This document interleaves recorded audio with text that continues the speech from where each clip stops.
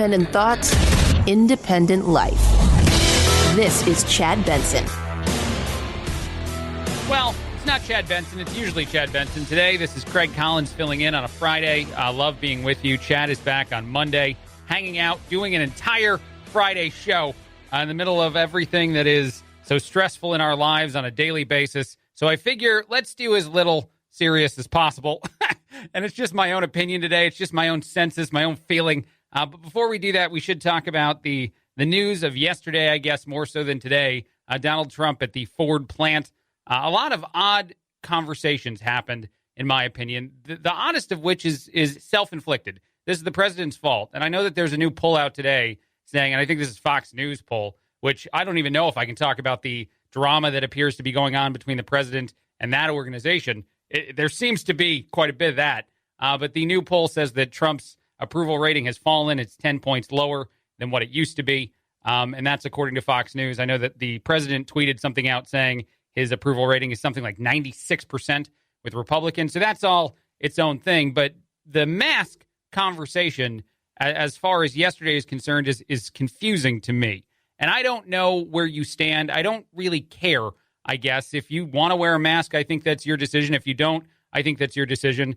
But in a case like this, where there's so much pressure on the president to do that, the desire not to is still somewhat confusing to me. And how that's such a huge narrative out of this is in and of itself also something I'm trying so hard to wrap my head around. But let's start with this. Let's start with what the president said, at least a portion of that conversation yesterday while at Ford. And then we'll look at some of the questions he was asked about the country, about our opening, which now all 50 states are in some state of reopen, which is pretty good. And I hope for more good things there, of course. But let's start with this. A factory floor operated by the incredible workers of Ford Motor Company. You really are tremendously talented people. I know it. I'm not sure everybody in the world knows it, but a lot of people do, and they're all going to know it after this speech. But you are really talented, great people. Thank you very much for doing a great job. Always got to start out by saying great things about the people. I like that he goes to the Ford saying at one point and then tries to trump it up a little bit. I do enjoy that. Let's keep going with the president. We know what it takes. Few people have that ability. Few.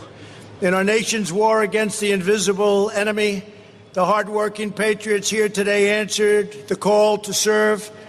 You prove that the American worker is built Ford, and you're built Ford tough.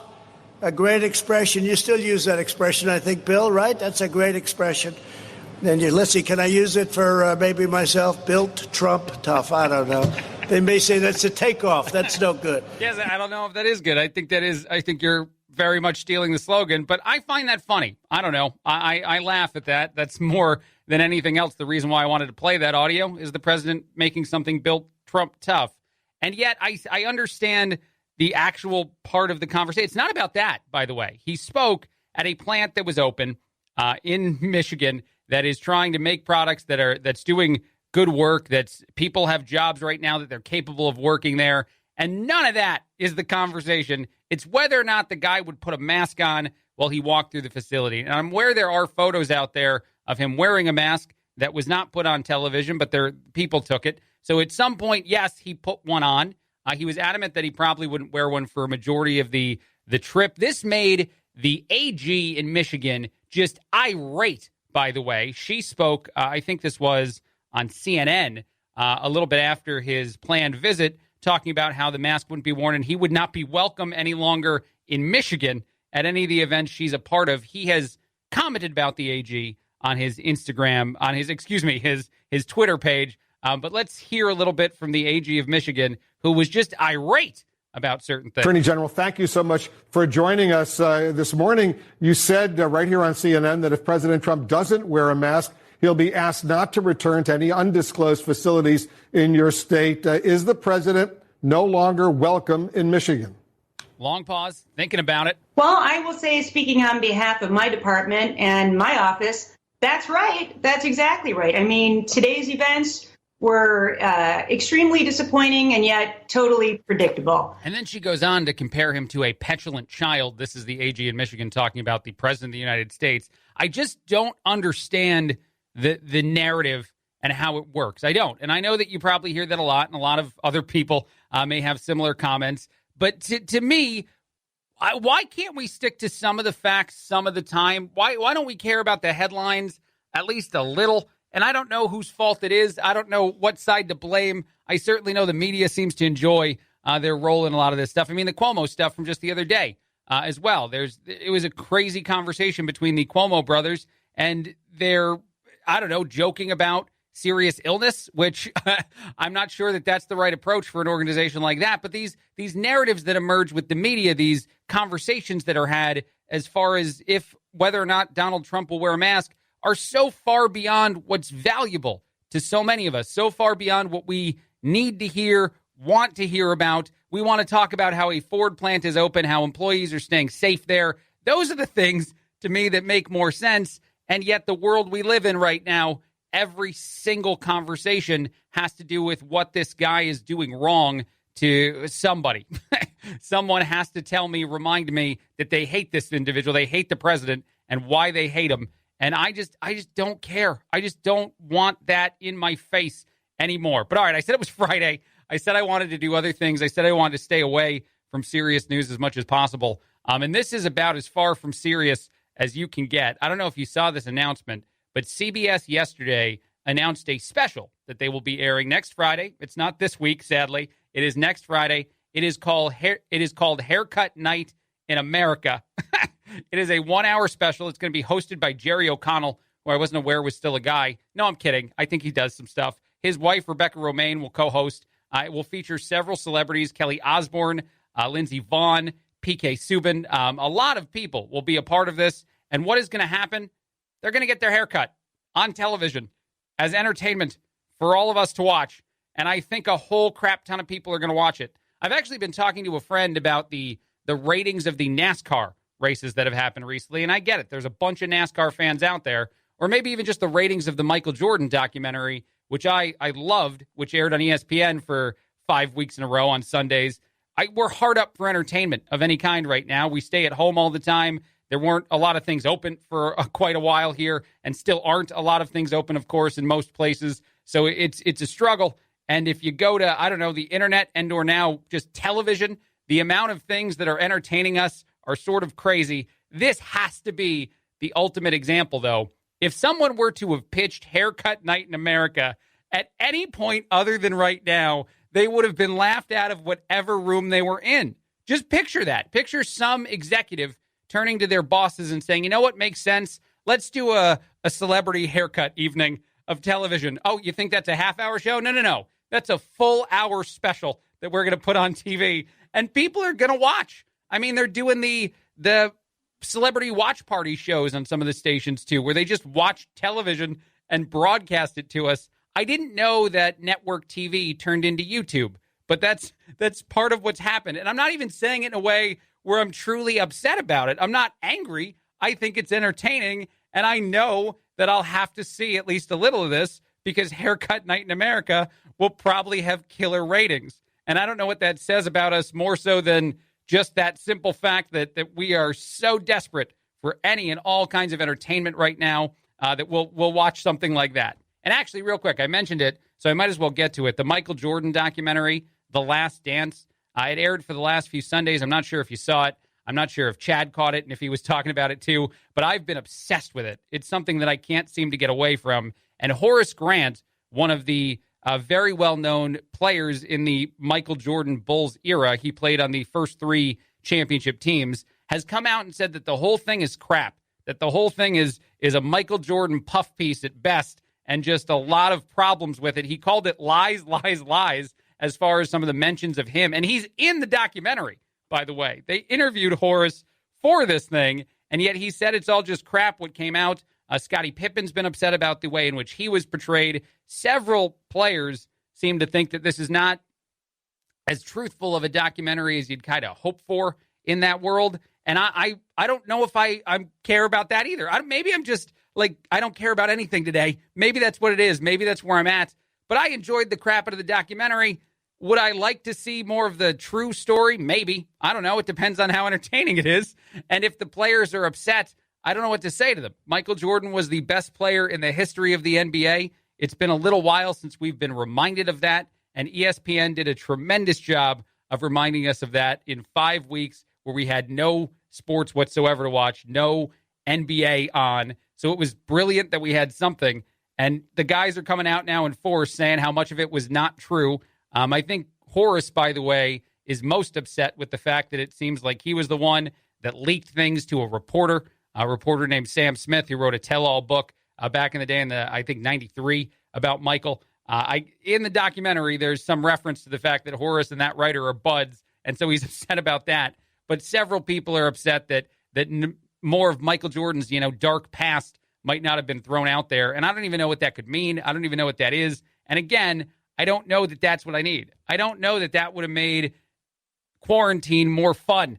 I enjoyed the Michael Jordan I got presented in those 5 weeks of episodes, those 10 total episodes over 5 weekends. If you give me like a really dark version, I don't know that I'm going to have a good time with that right now. I feel like maybe we need that later on. We're having Haircut Night in America as our most contemporary example of the kind of TV coverage we need right now.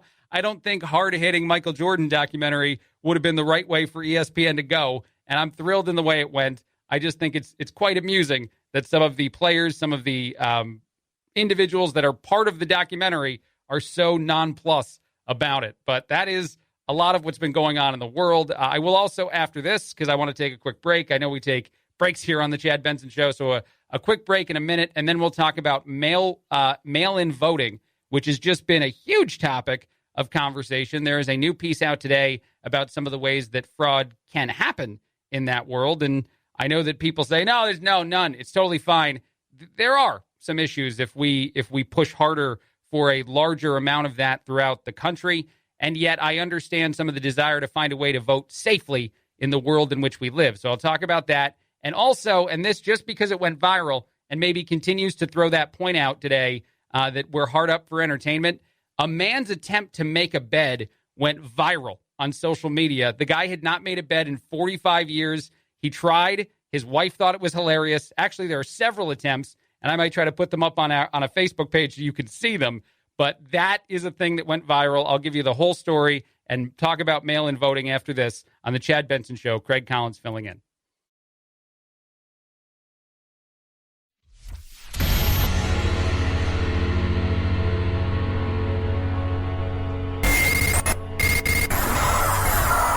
No fake outrage here, just the real thing. The Chad Benson Show. Craig Collins filling in on the Chad Benson Show. Chad is back on Monday. He's enjoying himself a Friday because he should. He's been doing a lot of hard work, a lot of great work here on the show. I am here with you today, though, and I want to have some fun, as much fun as I can have. I mentioned before the break that I was going to talk about mail-in voting, but then my producer mentioned something to me that's way more important.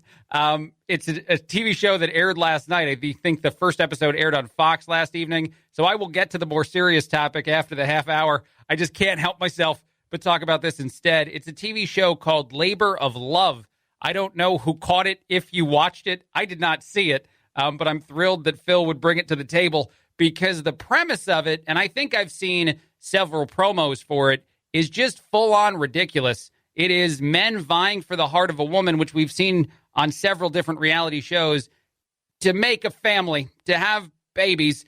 And it starts in the oddest of ways. The Sex and the City star Kristen Davis hosts it. She talks to Christy, that's the name of the contestant, about her plan on how to find the right guy to start a family with. And then they go through some scientific stuff that might be interesting. I don't want to get into the details on it, but that's how you open a reality show on a network station, is you talk to a woman about, what it is that she's looking for in her potential mate, and that she's going to have children with whoever she meets on a reality TV show in the next, some amount of time. And then you make sure that all the science is up to snuff, that all the guys who are coming to the table are capable of the right things, which is just full on crazy to me. I talk about a lot of how we're hard up for entertainment. And this might, no pun was intended there, by the way, this might be the most intense of those examples as I can find. A TV show where the goal, the premise, is to have somebody meet someone else where they can have kids very, very quickly. That is a part of the process.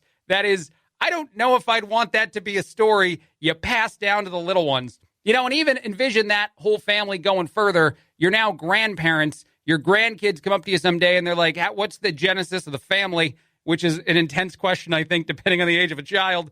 And your answer is, well, I went on a reality TV show and I met your grandfather and I made sure that he could make babies. And that was the idea of the show. I would be mortified if someone dug this up if I were in school and they could rewatch how my grandparents met. And it'll be forever. This show will not go away. It's in the ether now. It's on the internet. It's a thing. I don't know how popular it was. I haven't seen the ratings for it yet. But Labor of Love is a television show that's out there. 15 contestants are hoping for a chance to start a family with Christy. And that is the star of the program. What is happening? By the way, real quick, and this is one last thing. I know I got to get out soon again. I got more stuff to do. I'll be back and I'll talk about voter mail-in voting and the problems with it. But another thing that went viral that amused me today, I think it actually happened yesterday. A man tried to make a bed for the first time in his 45 years of marriage, and his wife thought it was hilarious, so much so that she put the photos up on Facebook, which went viral. And to explain it to you, and we'll try to put it up on our Facebook page so you can see the attempts, the problem was in the pillows.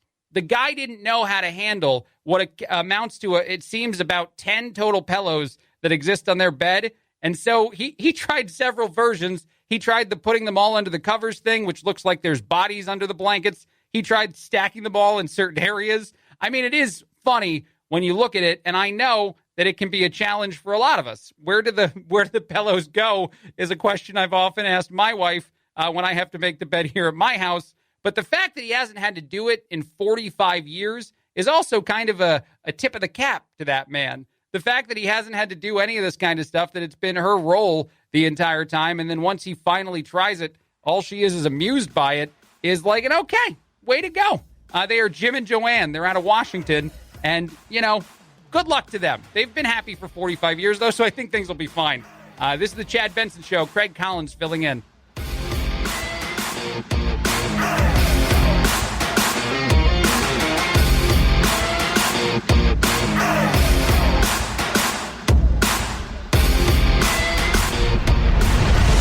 The Chad Benson Show.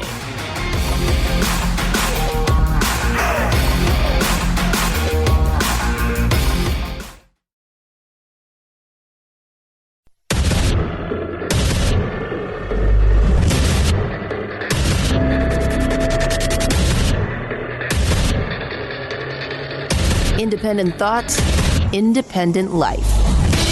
This is Chad Benson. It's actually Craig Collins filling in today. Chad Benson is back on Monday. Thrilled to be here. Love every time I get to spend some time with you guys, especially on a Friday, because they're, in my opinion, supposed to be the most fun you have all week. Which, by the way, I think that's still a thing. I don't know if you feel the same way, and tell us maybe on our Facebook page if you do. But since quarantine has been such a huge part of our lives over the last few months, has Friday lost its luster? Has it lost its sparkle? Or does it still feel as fun and as real to everyone else when maybe the weekends, our plans change? They're not the same as they used to be, although obviously that's all getting better. To me, Friday is always going to be great. It's always going to be the best of the week. And case in point is some of the stuff I'll talk about later on in the show, because I think there's a lot of fun things out there in the news, which I'm also thrilled about because it's been really hard to find fun news over the last few months. But I think that might be getting better, too. But let's start with this. There's been a lot of debate about mail-in voting. That is something that you're going to hear a lot more. Michigan is one of several places that is trying to figure out ways in which they want to do it in larger scale. And there's been a lot of pushback. And I've seen some of the conversations about that pushback, which has come from the president, among other people, and the mentioning of potential fraud that exists if we just allow everybody to mail in voting. If that just becomes a huge part of the way in which we cast our ballots in election seasons and or for a presidential election, I'm not sure that that's the most comfortable of places for us to go. People are saying that they agree, and then other people are ridiculing that idea, which to me is the problem. The people that I watch on television that say there's no fraud, it's not possible, not going to happen, it's crazy to think it would. And some of those are bigger name people I get confused by. And here are 3 examples of experts weighing in and saying that, no, there can be a problem. The first one comes from the National Conference of state legislatures. It says that because the ballot is cast outside of the public eye, the opportunity both for coercion and just full-on impersonation become much greater. If you're in a family or if you're around other people, employees, I don't know if you'd vote at work, how you'd do it, but if you fill out this ballot around other individuals, there is a good chance, according to their research, that you could be influenced to go a different way than you want to go. And then the second problem, of course, is just full-on pretending that someone filled something out they didn't. Another institute, the CATO Institute, said voter registration rolls are notoriously inaccurate, containing names of voters who are deceased, have moved, or otherwise have become ineligible to vote. In 2018, California was sued over maintaining 1.5 million inactive voters on its files. So even as you reach out and ask people to cast ballots, the odds of it going well are terrible. And the odds of you maybe getting something that's not for you and for someone else that you might decide to fill out anyway, you also have problems there. And then finally, from MIT, which is an organization I think a lot of us can agree probably gets some things right, they said many scholars will argue that fraud is genuinely rare, but that fraud when voting by mail seems to be the most frequent way that people can commit fraud during elections, that voting can be tampered with. So if we were to have mail-in voting become a bigger thing, even MIT and their election data and science lab seem to feel that that would be a bad way to go. Well, maybe I'm saying a little bit too much there, but at least a way to go where fraud would be even more possible. So as you hear this conversation, as that continues, and people say, what's the way to do it? How do we be safe? How do we do this correctly? It's not a nothing burger, is I guess what I'm trying to say, when you look at the voter fraud potential in mail-in voting, especially if it's shot up to the umpteenth degree. So as we have that conversation, as you see a lot of dismissive people on the television, just know that, there's some experts that feel the same as the president. Every so often, you got to give an attaboy where an attaboy is due, which I know is very hard. But in this case, when we go down that road, we are risking some less than stellar things happening. Moving on to other news and news that I find entertaining today, which is going to be a lot of the program. And I hope you're okay with that because it's the mood I'm in. I saw this story in the New York Post. Single people are now flaunting antibody testing in their dating profile. And I just talked to my producer about this off the air, and he said, I'm pretty sure that's the new normal. That's the way in which we're all going to live. Right now, if you want to meet somebody, I guess the best way to do it is first go through the medical history and make sure that they're aware of what is and isn't going on. Not to mention the fact that of course, these tests have now been somewhat unreliable. We're getting more and more problems in the results of this testing. But hey, if it helps you get more matches on your Tinder profile, then have at it, I guess. According to the experts, this is something that does get a good response. About a week and a half ago, my clients, this is according to one dating expert, which I don't even know how you get that job. My clients started asking the question, does this person match with me? And oh, by the way, do they potentially have an antibody test? How do you field that? Like, let's be this human for a second, this dating expert who has clients that she's helping find matches. And you go into a world where it's like, can you ask this person that you want to set me up on a date with to get a coronavirus test first? Which is not necessarily a bad idea. I'm not smashing the idea that I'd like to know that people are safe and healthy, especially as we go back to more and more of our normal lives. But yet it's a very odd set of circumstances before you even meet an individual. We're asking people if they're comfortable with sharing this knowledge, she said, and if they like to know if the person they're being matched with has also maybe had a test. And even more importantly here, since I guess what they're talking about is the antibody testing, is the fear that somebody could have been sick and you wouldn't want to date them for that reason. Even if they're over it, even if they're fine, even if they might be immune, according to the latest science, we're not sure, but it looks like they are.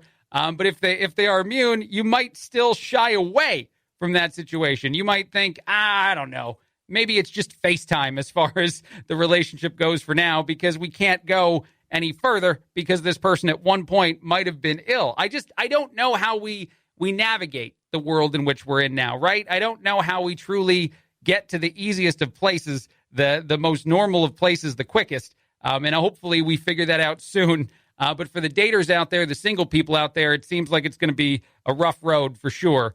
I also saw this news that Viacom CBS has bought John Krasinski, the actor's YouTube show, Some Good News. If you're not familiar with this program, he just puts good news on it every single day. He actually even hosted a wedding, which I think I might have talked about on this very program, along with other places. He hosted a virtual wedding and surprised some fans of The Office by having a lot of other members of The Office partake in it, be a part of it.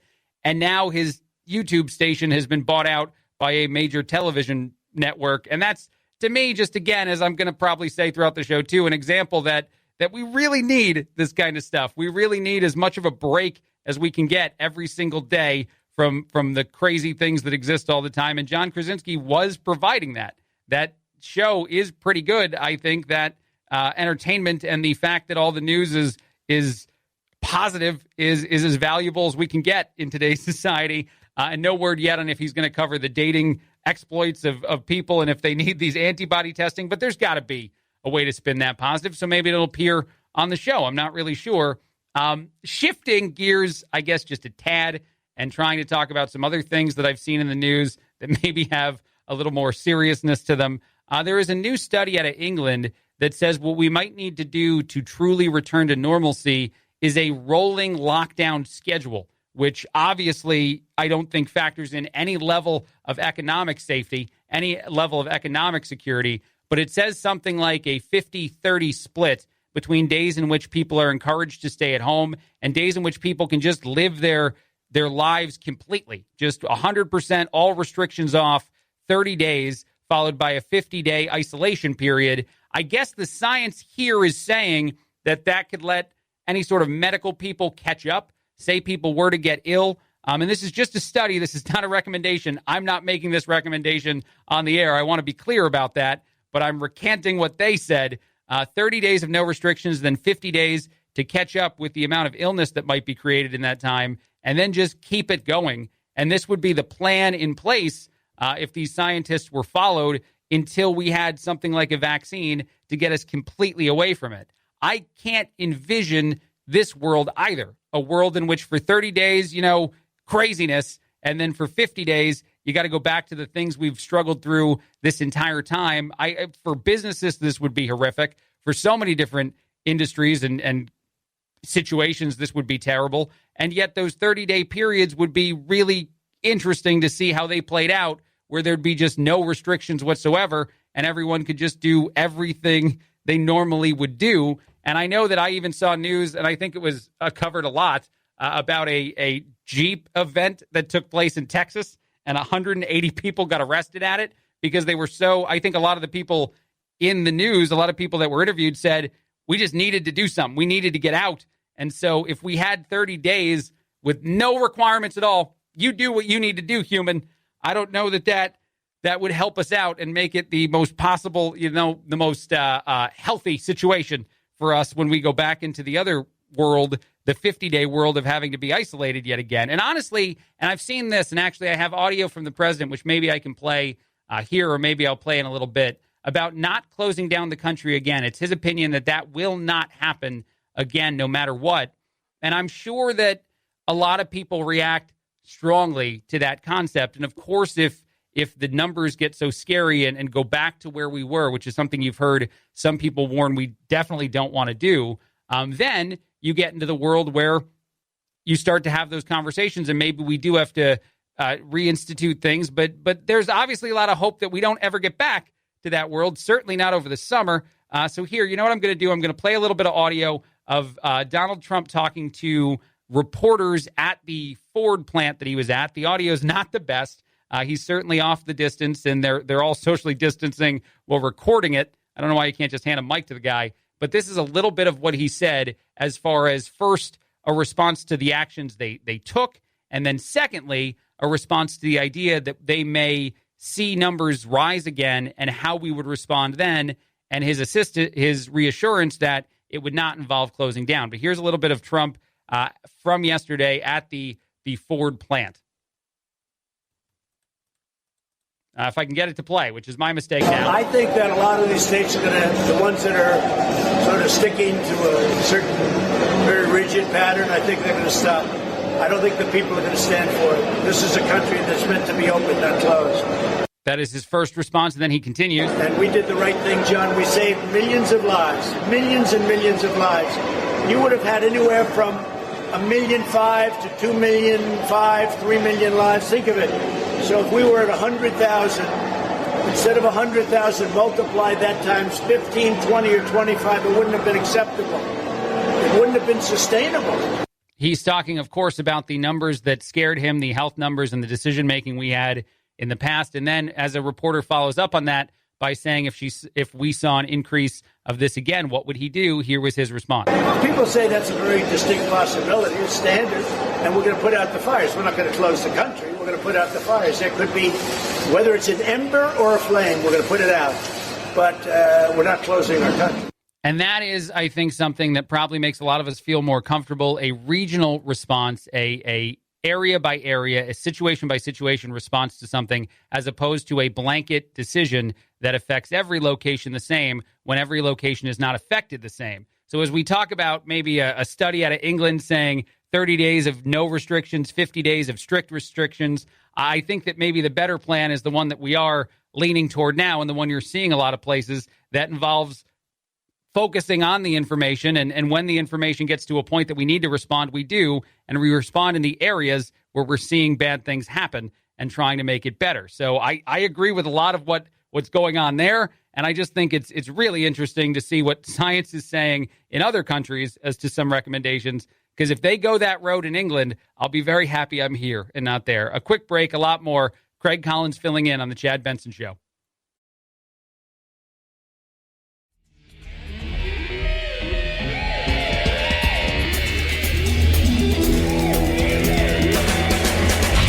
You go, boy. This isn't about right or left. This is just about right and wrong. Right you are, Chad. The Chad Benson Show. Hey there, Craig Collins filling in on the Chad Benson Show. Chad is back on Monday. I start off this segment by talking to you about how 70% of Americans would rather watch new movies at home. That is a new study that came out, a new bit of information from Performance Research, saying that people are kind of enjoying that aspect of the new movie release, which a few movies, I think, not all of them, a lot have just been delayed of things that were going to come out in theaters over the next few months. But a lot of movies that have appeared that way have done pretty well. I think there was a Trolls movie, which was a sequel to an original that got millions and millions of dollars at the, I guess, quote-unquote box office via its at-home digital release. And now people think, hey, that's not a bad idea. 70% of Americans would rather consume a new movie that way.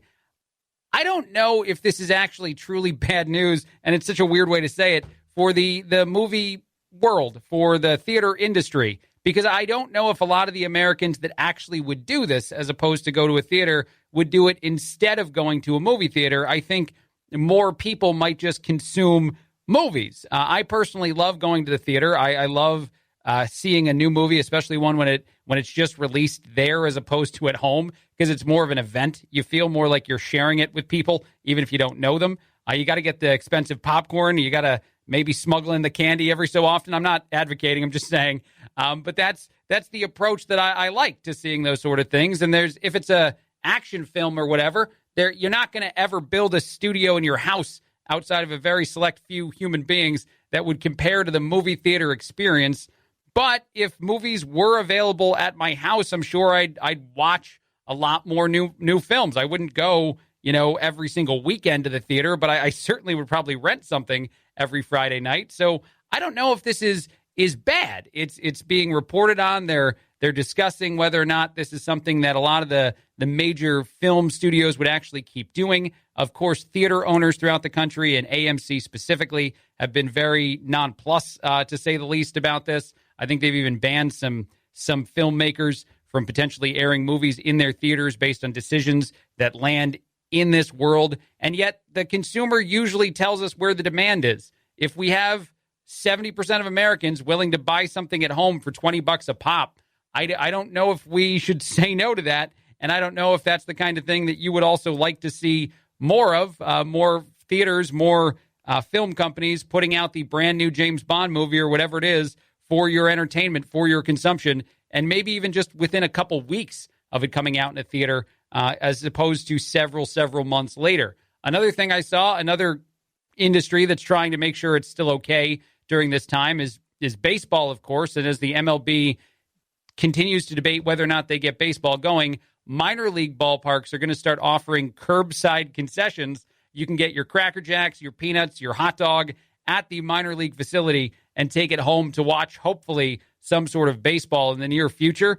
I know that there's going to be a lot of different conversations about the pricing of those kind of things. So maybe we find a way to make it not just a take-it-home situation, but I think the Yankees have actually talked a lot about using their parking lot to do movie festivals and other events. So maybe it's a bit of both. I don't know. I don't know if the minor league facilities are really going to be able to recover their funds via the take-home $12 hot dog.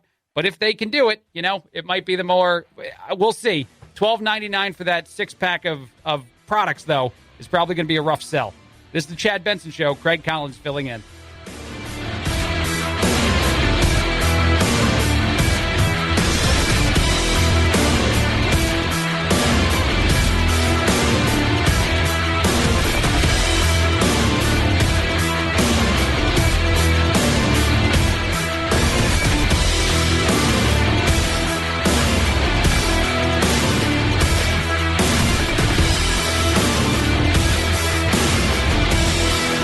This is the Chad Benson Show.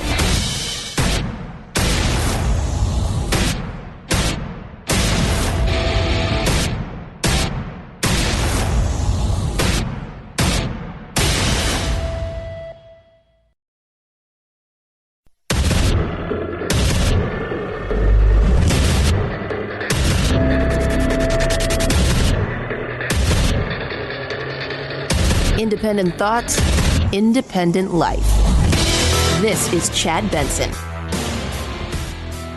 Craig Collins filling in. Chad Benson back for the Chad Benson Show on Monday. Appropriate to have Chad on the show. But I'm here today on Friday. I'm thrilled to be here hanging out for just the day as Chad gets a much-deserved day off. I've been doing a lot of great work keeping you informed as well as entertained here during the coronavirus shutdown, quarantine, etc. One thing that always entertains me is, for whatever reason, Joe Biden.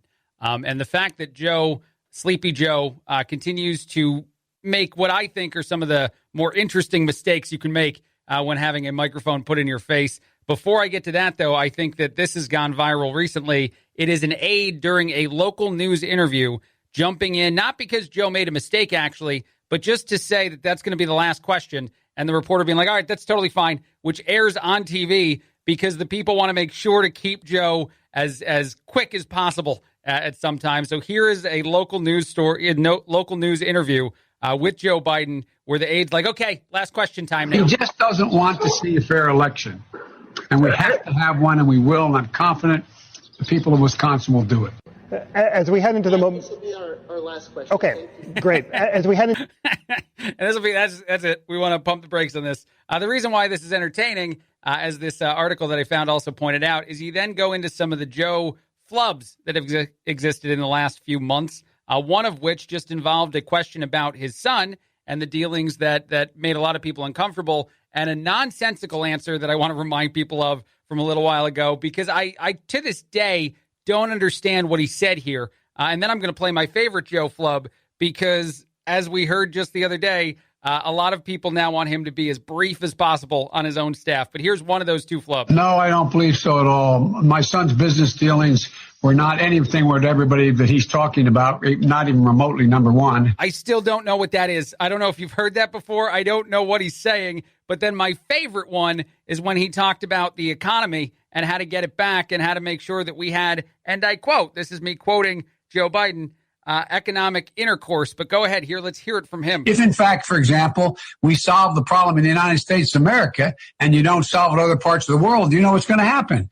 You're going to have travel bans. You're going to not be able to have economic intercourse around the world. There's a lot. Look. You can't have economic intercourse around the world, Joe. I understand. And so now the aides are just like, okay, let's pump the brakes on this. Let's get him off the television as quickly as possible, especially when he does a good one. Do you think if he does one perfect interview, he makes no flubs, no mistakes whatsoever, that people celebrate that in his own party? They celebrate that within his own staff as soon as it happens. They're like, man, that was incredible. He did it. He said all the words. He didn't struggle at all. That was that was the interview. Let's just leave that one and never do another one. Maybe that's the way it happens. Maybe like at when you're on a basketball court and you have a dunk where you just want to walk off the court, the next time he does an interview where he feels like he crushed it, he just does no more. He throws his shoes in the air and he's just done. Moving on to other news, I saw that Lori Loughlin and her husband are back in the news cycle, and it's because they're going to finally plead guilty to their portion of the Varsity Blues scandal that existed throughout the world last year, something we were talking about here in the country, where a lot of different celebrities paid or lied or both to get their kids into schools. Lori and her husband, Massimo Giannulli, paid several $1,000s, hundreds of thousands of dollars, and then actually also pretended their kids were athletes to get them into USC. I don't know why they didn't aim. USC is a great school, but why do you aim like full-on Ivy League? If you're going to pay $250,000 or whatever and lie, why not just go even further or more than that? Their fines that they're going to pay for their plea agreement are going to be $150,000 for Lori. She's going to do 100 hours of community service, and she is going to go to jail for 2 months. Aunt Becky will be in prison for at least 2 months. Her husband pleaded to even more crimes, so he'll pay $250,000, do 250 hours of community service, and he will go to jail for 5 months. I believe, and this is odd, that the court hearing is going to be live streamed today. It's going to be live streamed on Zoom and some other places. So you can actually watch them plead. You can watch that conversation because the world has been obsessed with this. There was a small amount of time where people started to think maybe the way in which the defense of Lori and her husband, the way that the attorneys were handling it, might actually benefit them. But that has definitely gone the other way now. That is definitely, obviously, as they plead guilty today, not the right course of action at all, to say it the least. The most obvious of ways I can, I guess. Felicity Huffman keeps getting mentioned in these articles because she pled guilty and spent about 2 weeks behind bars for what probably was a lesser version of what Lori and Massimo did. But just the fact that you're looking at it now and we've gotten to this point and it took this long to get here is something in and of itself. It's sort of crazy just to think that it took this long for those individuals to realize, okay, we did something serious and we need to pay the piper, but they will. Aunt Becky will be going to jail for 2 months. I don't know if they have Netflix or something there, if she can watch Full House, if other people do it. I don't know how she'll be treated there. I don't know if she'll be a celebrity, if people will be familiar with her, if they'll care. I don't know how that goes, and I'm sure it won't be a very serious jail that they send them to, but all jail is probably serious enough. But I'm sure that they'll be sent to some sort of minimum security location, so we'll see. But that was the big goal from jump for them, was to avoid prison time, and that is not going to be the case, of course, because you can't, I don't know. I wonder if this was the best deal they could get at this point, too, because Felicity Huffman went to prison for 2 weeks, not 2 months, and yet that's the world you're in right now. Most people can't remember the last time they put on pants. That is a new survey that was out. It talked about all the different ways in which working from home has changed a lot of our daily experience. 2/3 of Americans can't remember the last time they put on anything other than pajamas, sweatpants, shorts, etc. I'm just going to leave that as etc. while working from home. 70% said they also preferred this work from home to going into the workplace, and 60 have enjoyed the fact that they could take a nap during their workday. I've talked about this a little bit on my own show. I wonder if the productivity levels, if they were satisfactory or even better than that at a lot of the places that allow so many or needed so many to work from home, if you do keep letting it happen. I think Facebook is in the news for saying that a lot of their employees may be allowed to continue working from home and even relocate out of places like Silicon Valley, which is just so tremendously expensive. They did mention in the article, I think Zuckerberg did mention that if you do move, you're not going to keep making the same salary you'd make for living in an area that's so much more expensive than, say, the middle of the country where it's going to be quite a bit cheaper to find housing. So you would lose some of that salary, but it might benefit you all in all to have the ability to work at Facebook and not have to move to a certain specific location and deal with anything there. So it's interesting to see this push, this acceptance of people working from home. I'm not sure if it's good news to employers that in that process, people can't remember the last time they put on pants or need to do that. And that's obviously more a comment on just the the world we lived in more so than just the working from home thing, because people weren't leaving their houses much at all. A lot of people were staying in on the weekends. They were not doing anything. So maybe that bred a little bit more of this lack of attempt in the clothing department and or any sort of thing, I guess. But we'll see. We'll see how that goes. We'll see if you want to keep working from home. We'll see if most employers want their employees to keep doing that. And I've even joked, I wonder if you got into a system at home where you watched a little bit of TV, you had a few breaks, maybe you were a little more relaxed, and for that reason you succeeded more at work. All right, then you go back into the workplace. Do you bring the Netflix account with? Do you try to convince the bosses, no, this is the system that got me to be way more productive. I need to watch 2 episodes of Cheers, and then I'll get back to work, sir. Just give me 20 minutes or an hour, I guess, whatever it would be. I don't know. I don't know if that system would work out. Of course, it probably isn't the kind of conversation a lot of us will have. But if it did, if you broke up your day a little better, and apparently, according to the survey, also maybe just took a nap, that might have made you more productive. So we'll see how that goes. One last thing I want to say, and then I got to take a break. A new study out of the University of Chicago has demonstrated that people are happier when they make a big life-changing decision via a coin flip. This is because you don't blame yourself for choosing what you want to do. And the questions that people are asking, according to this economic study, is, should I quit my job? Should I propose to someone? Or should I get a tattoo? Among several other serious questions. And when the coin decides, that means that I didn't. So you tell me, anyone out there, tell us on our Facebook page if you'd be comfortable making a life-changing decision via a coin flip, because you'd at least take out, in a sense, because you're still deciding to follow the coin. So I don't know if that really means you don't have any blame in this game, but you're taking out your choice and you're allowing it it's up to fate then, whether or not I get this tattoo right now. I can't imagine ever asking myself that question, but tell us, because apparently more people are okay with it than not. So let's see it play out on Facebook. What decision would you be most comfortable making via coin flip? It is the Chad Benson Show. I am Craig Collins filling in. Quick break, a lot more up soon.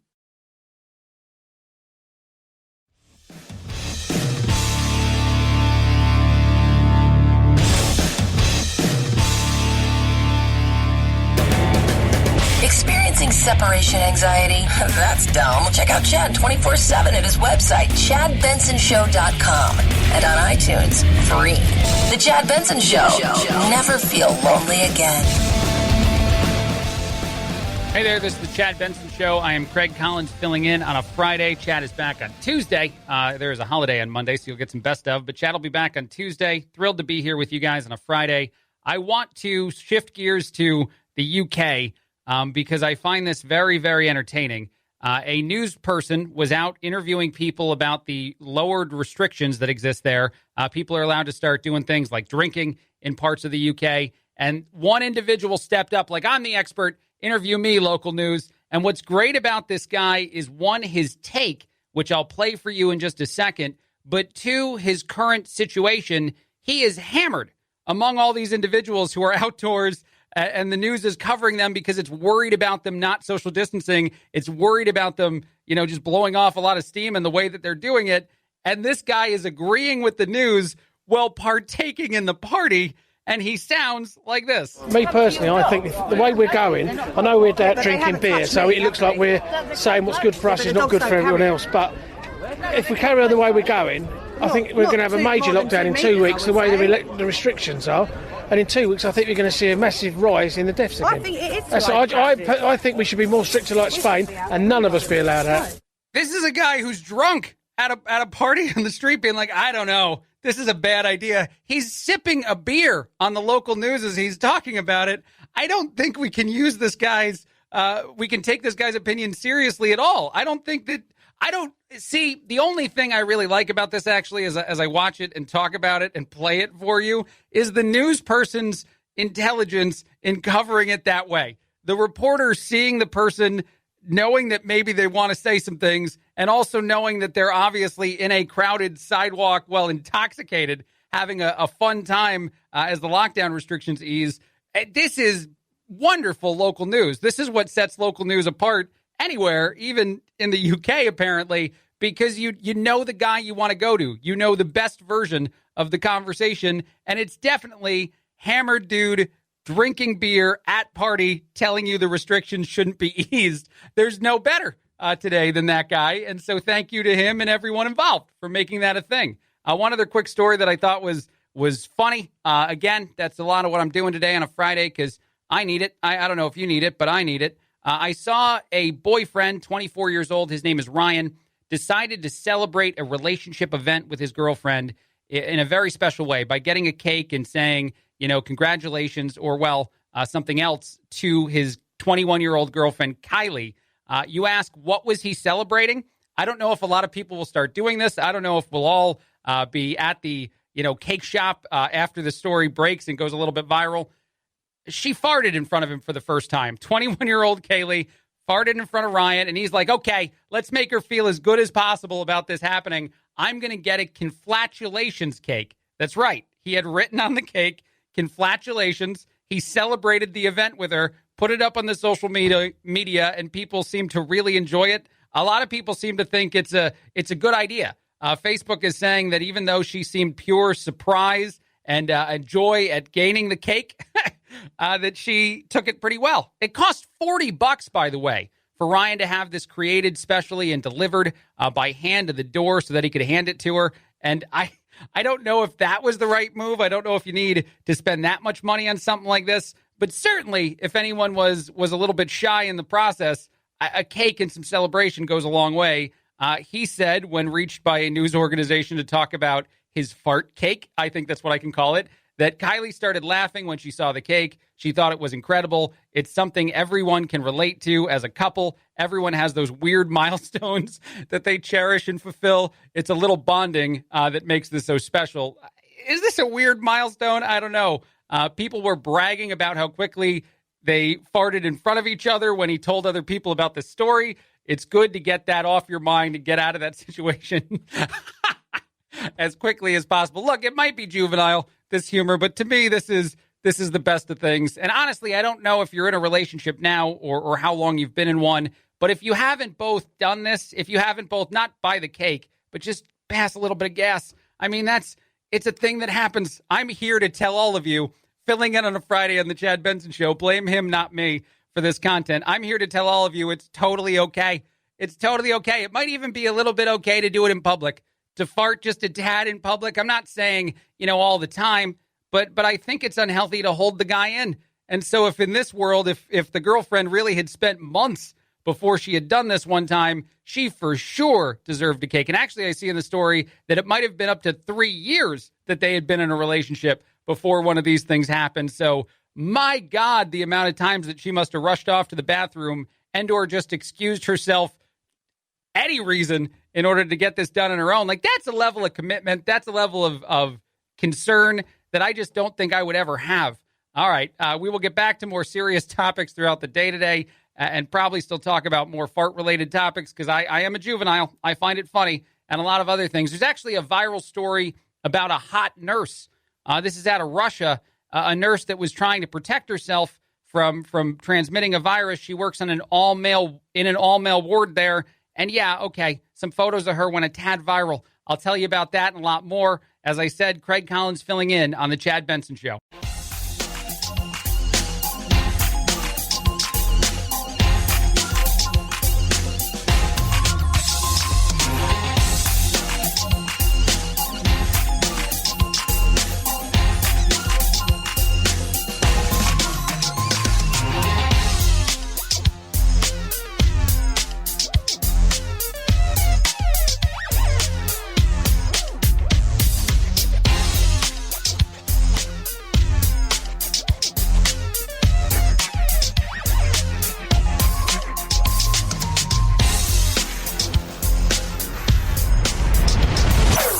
Chad Benson Show.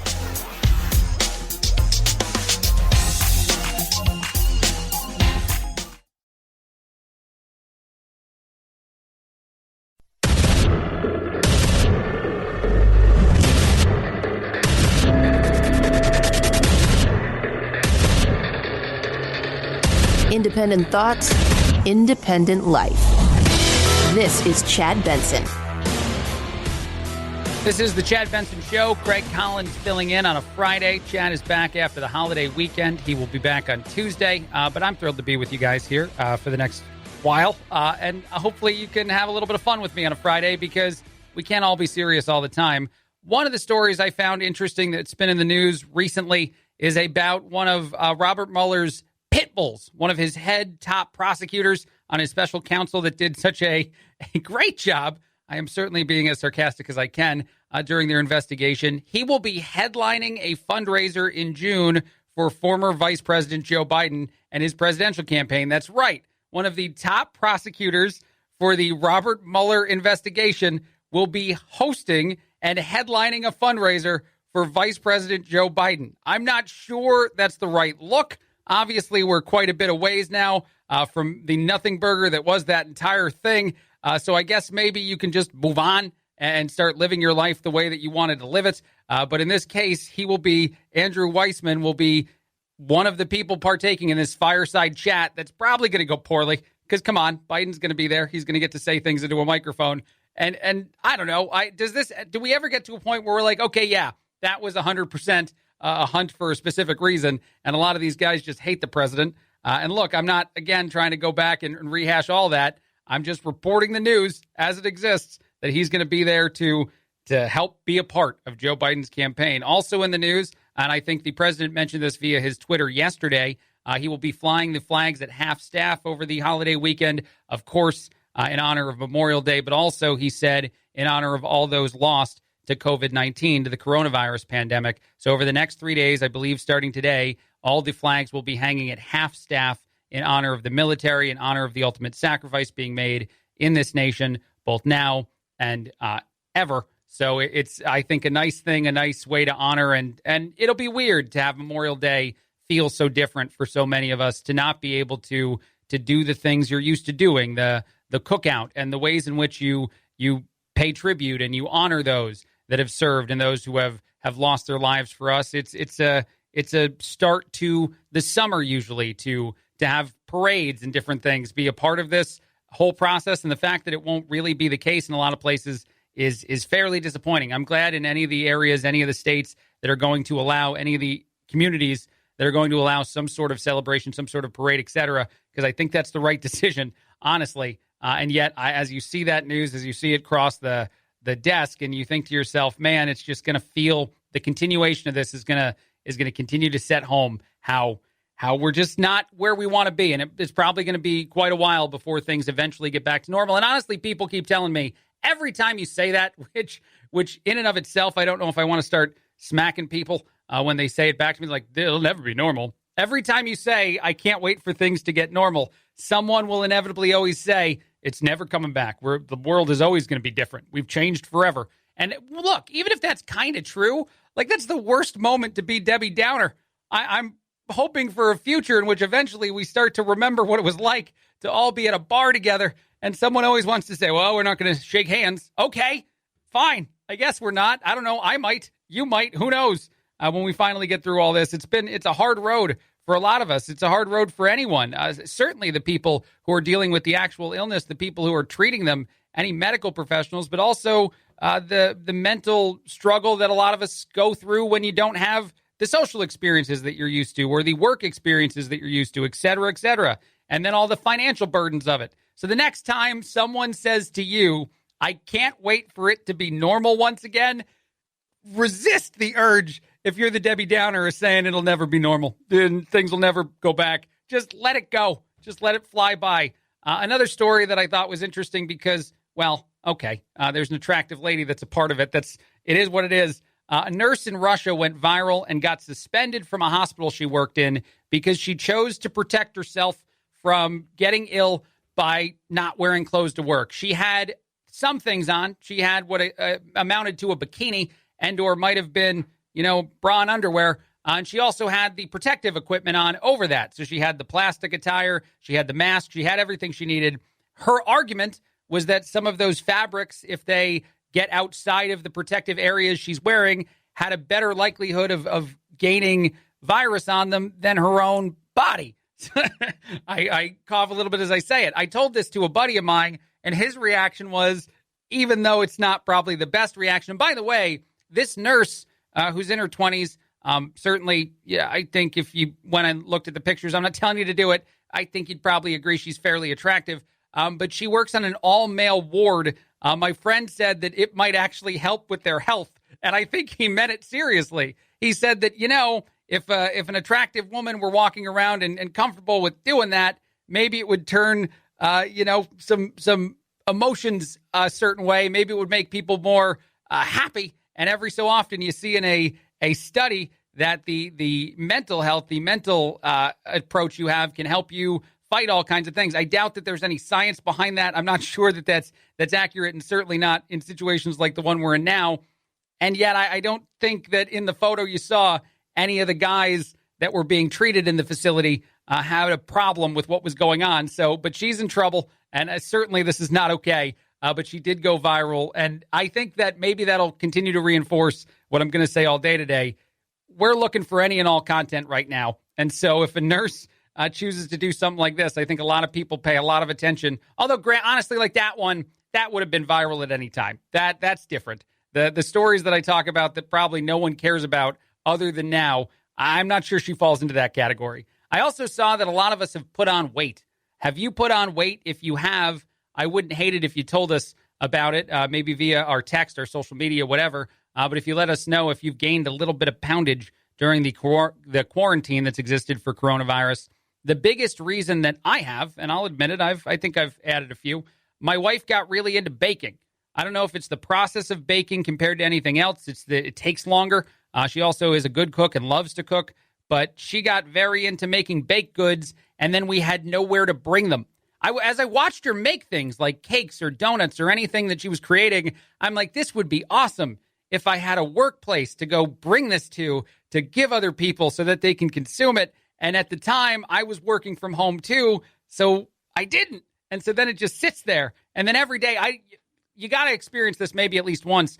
Sit in the same room as a cake and know for a fact that if you don't eat it, no one else will. And eventually, you eat the cake. Maybe not every piece, maybe not the whole thing all at once, but if you sit there, if it sits there, if the wife has created it, but she eats very little of it, and it's just up to the two of you guys, like something's going to happen. This is getting thrown out or I'm consuming it. I go a certain road. 65% of Americans polled out of a survey of 2,000 participants said that they for sure gained a little bit of weight, and the number one thing they blamed was baked goods. Also, an increase in drinking has been a thing that a lot of people have said has maybe added to the need to get fit when all these gyms start to reopen too. And actually, a lot of the exercise equipment that you don't have at home and you might have had other places made it harder. So 2/3 of Americans said they weren't really working out that much outside of maybe lifting a burger to their mouth. There's not a lot of other things they were doing. Also, has been viral in the weirdest of ways, has been the new takes on cereal. There's something called donut cereal, which I cannot tell my wife about. If she finds out about it, it'll exist and she still won't consume it. There's a lot of other products that are on social media and going viral right now. Cereal pancakes is a thing, I guess. Peanut butter bread is another thing I don't think I need to try or know about. But look, a lot of us have been gaining a few extra pounds, and I don't know that that's wrong. I don't know that we should feel all that bad about that. You got to stay healthy. You got to be fit. But at the same time, if the way that you get through this is by giving yourself a couple extra snacks, I don't think I'll ever be the one to blame you. Apparently, people are also eating a lot of pasta, as it says in this article. And I'm an Italian. I've long enjoyed the pasta. I'm not sure that there was any uptick in that product for this situation, but it is easy to make. Anytime that I make the meal at home instead of the missus, it's usually a 2-1 ingredient item. That or it comes out of a frozen thing and it goes into the fridge or into the oven, and I cook it as is. I don't usually season and make things myself. I'm always impressed with people who cook because I'm not at all that human. So maybe that's why pasta is on a rise. I mean, honestly, in college, I used to eat pasta directly out of the pot. I didn't want to dirty a dish. I was that lazy of a cook, that poor of a cook, and that, I don't know, college age kind of guy that you make the food, you cook it it's essentially a bowl. A pot is what I always tell my friends. I'm like, this is the same thing. It's just hot right now. I let it cool off. I put the sauce in it. Boom. I eat it right there and it'll be fine. I think I had done it so much with a roommate that he eventually gave me the pot because it might have been his. I would I would cook food in his. I'm just a mean person, I think is what I just admitted on the air. I just eat a lot of the food and take a lot of the other people's things. And then when I use them too often, I'm just gifted them, which is kind of nice. It's really the best of all worlds for me. But yeah, that's a few of the things that people have been turning to a lot while under quarantine. I also saw in the news that people feel healthier when they eat healthy. That is one of a few things that will reduce stress. And obviously, it doesn't really mesh with the last story. I don't know why that would be, that people who eat healthier are just happier about it. But I guess they are. Maybe it's because you feel good in the moment. You're like, good, I made the right decision. I didn't have the sixth piece of cake that is available on the counter. I went a different way. Maybe it's just that. I don't know. But the study said that even though people are gaining weight and eating the things they're eating, that a good way to relax, a good way to take some of that stress away is just to turn to a healthy product instead, which I do not see myself doing in the near future. This is the Chad Benson Show. I am Craig Collins filling in. More after this.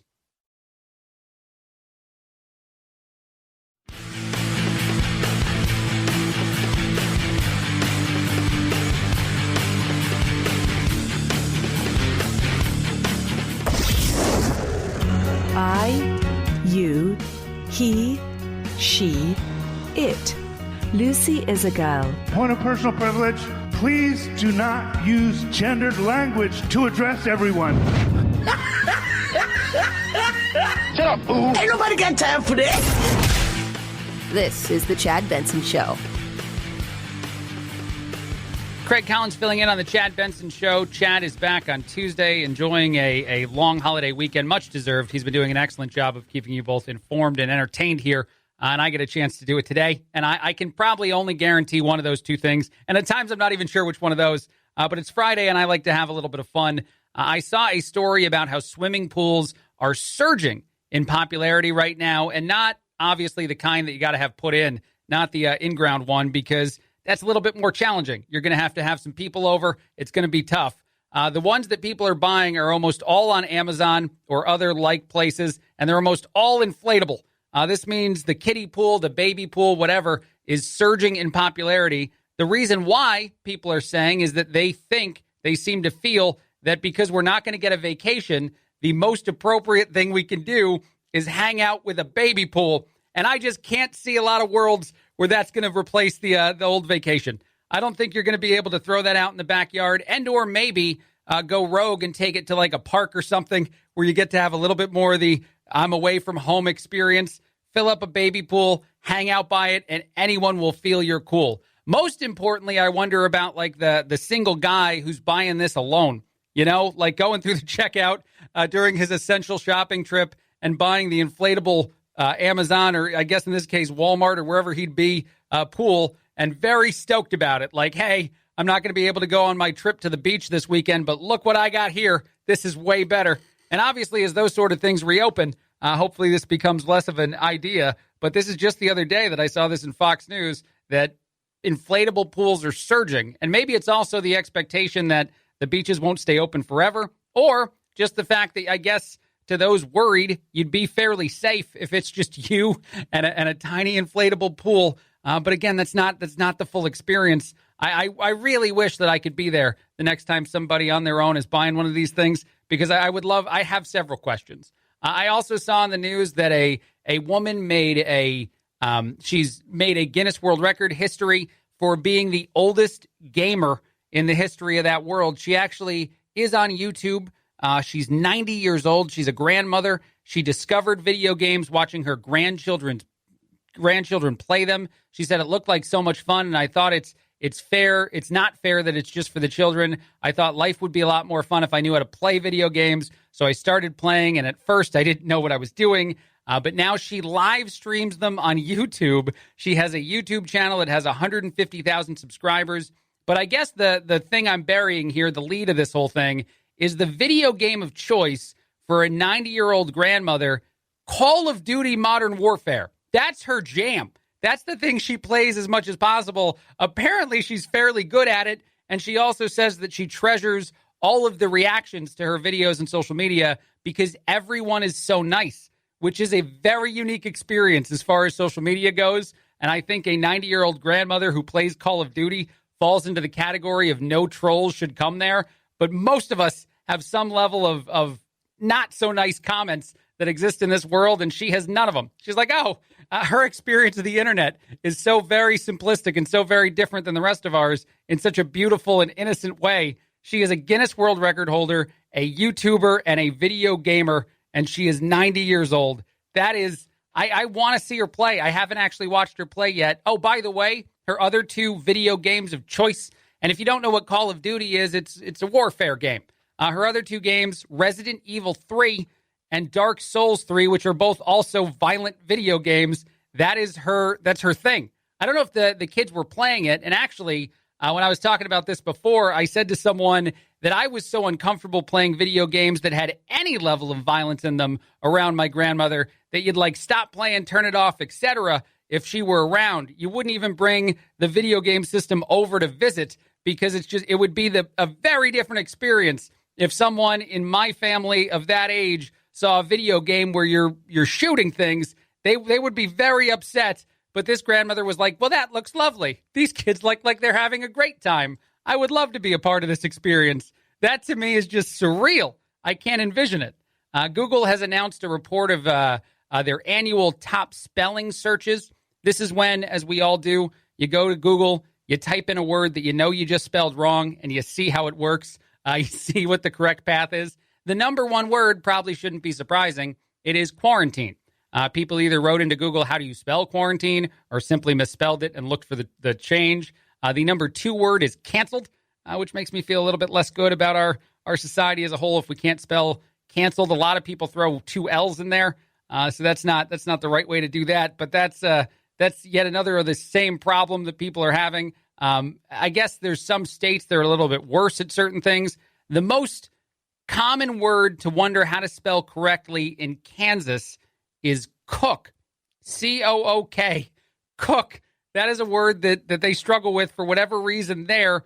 In Virginia, a lot of people look up just that exactly, Virginia. They don't know how to spell the place they live, so I don't mean to judge for anybody living in the wonderful state of Virginia, but you might want to figure that out while you're there. But these are some of the most common things that people are typing into Google and saying, you know what, I really don't know how this goes. Quarantine is the most popular in Washington, Arizona, Colorado, Minnesota, Texas, Louisiana, Florida, Pennsylvania, and New York, all searching for it quite often. And again, like I said, in most of those places, number two, canceled, unless you're in Kansas. Then the word is just simply cook. How do you spell cook again? That's not right. All right, this is the Chad Benson Show. Craig Collins filling in.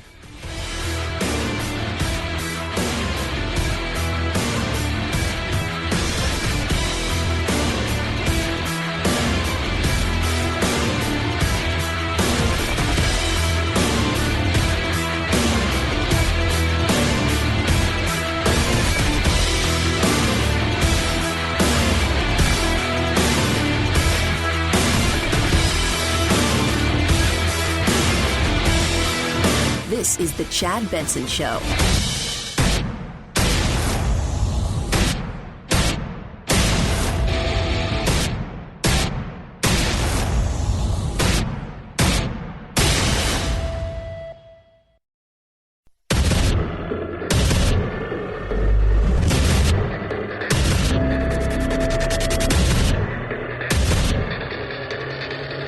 Independent thoughts, independent life. This is Chad Benson.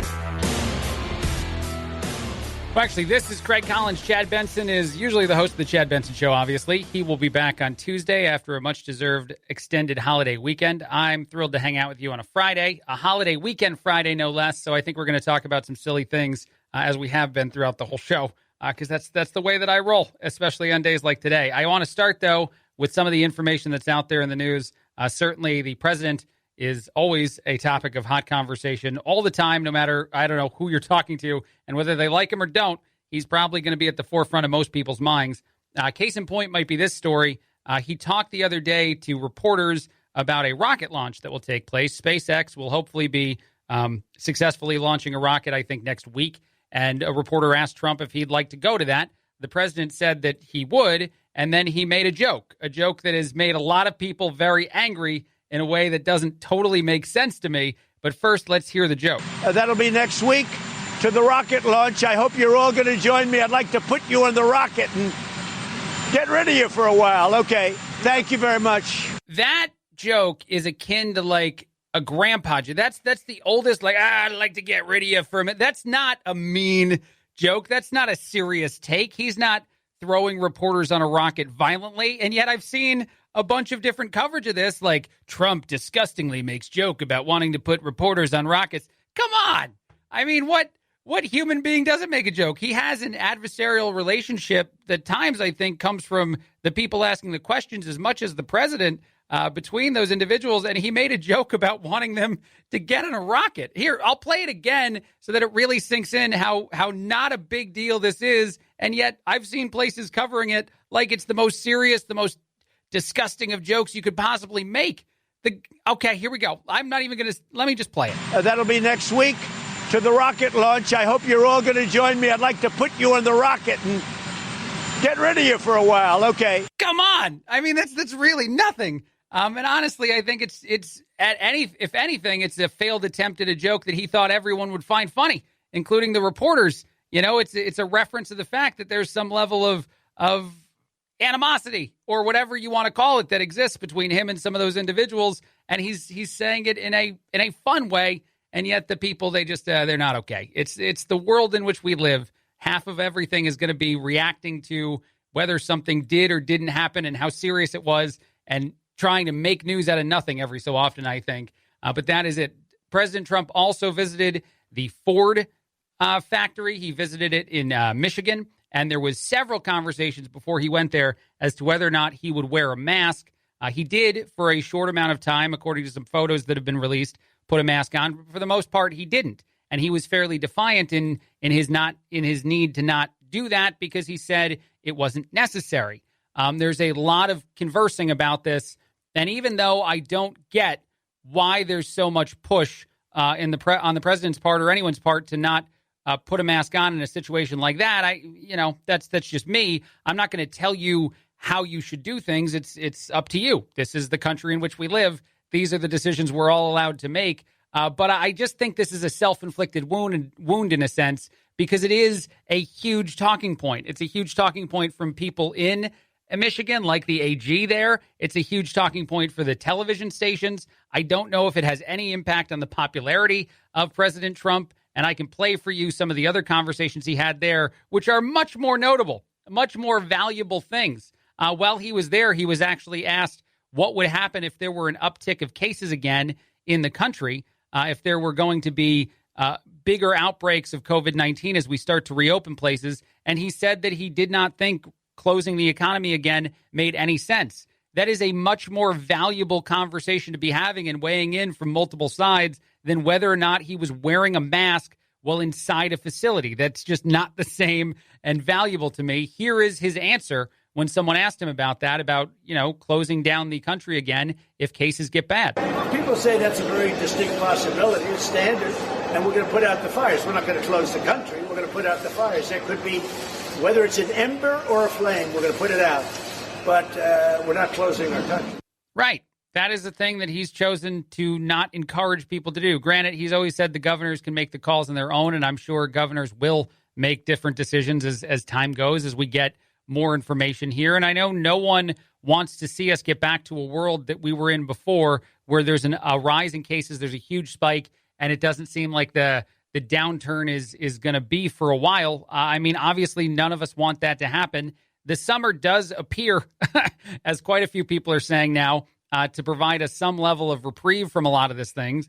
The weather, the sunlight, etc., all things that at one point were also made fun of as talking points in a coronavirus task force conversation are now fairly wide-held beliefs. You'll have more and more people, local governments. I think the governor out of Illinois said it recently, being one of the biggest holdout states out of all the states that were not reopening.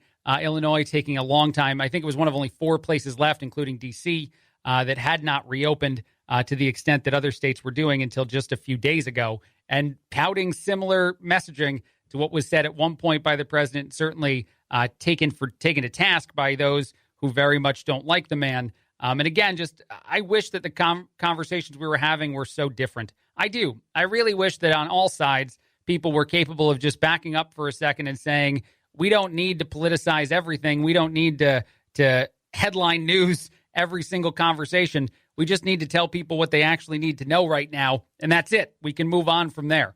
Ohio will allow wedding receptions of up to 300 people. That will loosen coronavirus restrictions even further. Their governor, Mike DeWine, says that the restaurants are doing well with their social distancing, and he thinks that it makes sense to move even more forward. Beginning Tuesday the 26th, miniature golf, batting cages, and bowling alleys may resume operations. So can skill training for all sports, including even contact sports.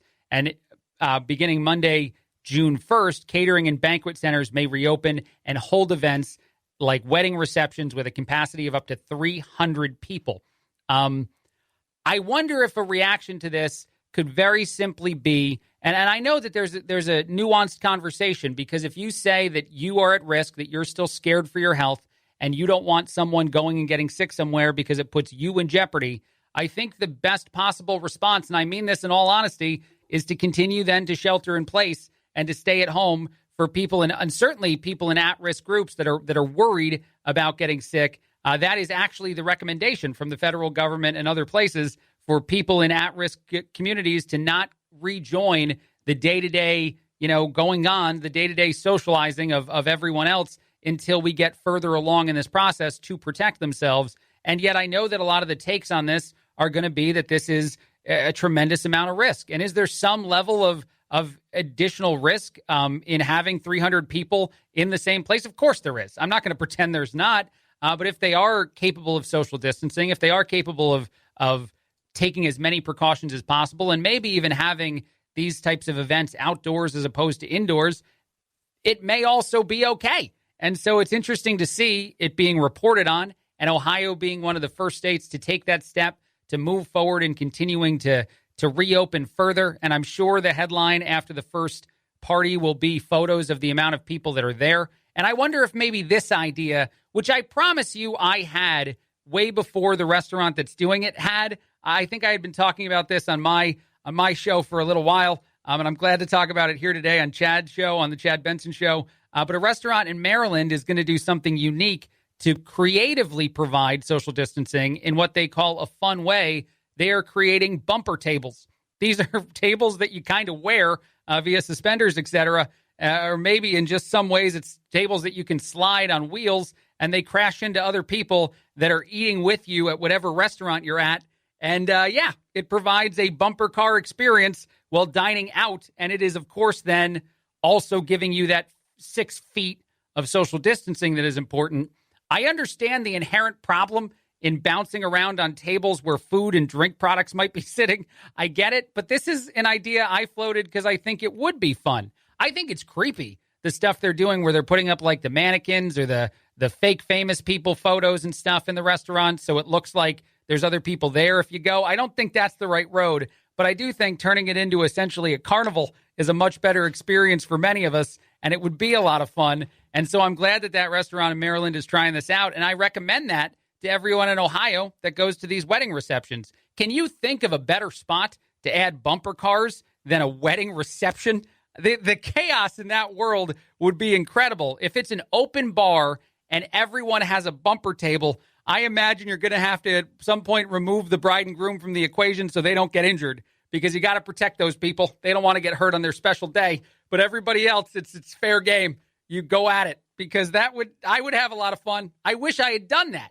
Now I wish that when I had gotten married, we had done the bumper car wedding reception, and then honestly probably dealt with the tremendous amount of lawsuits that come from that situation. But in this case, I mean, if everybody does it responsibly, which is always going to be the sentence you say about literally anything, if we do this well, if we socially distance well, if we even try to attend an event with up to 300 people at it, but we do it intelligently, we clean, as much as we can, we sanitize, we be safe, we socially distance as much as possible, we may be able to get through this while also doing things like allowing wedding banquets to not lose even more funds, to not lose even more. It's certainly something that we'll wait and see as to the numbers, the information we get from something like that. And that's not, just saying, we don't care anymore, let's see what happens. But it's truthfully saying that the data is telling us that maybe this is going to be okay. Let's see if it works out. And most importantly to me, add bumper cars to any equation, and it just gets that much better. This is the Chad Benson Show. I am Craig Collins filling in. A lot more in a bit.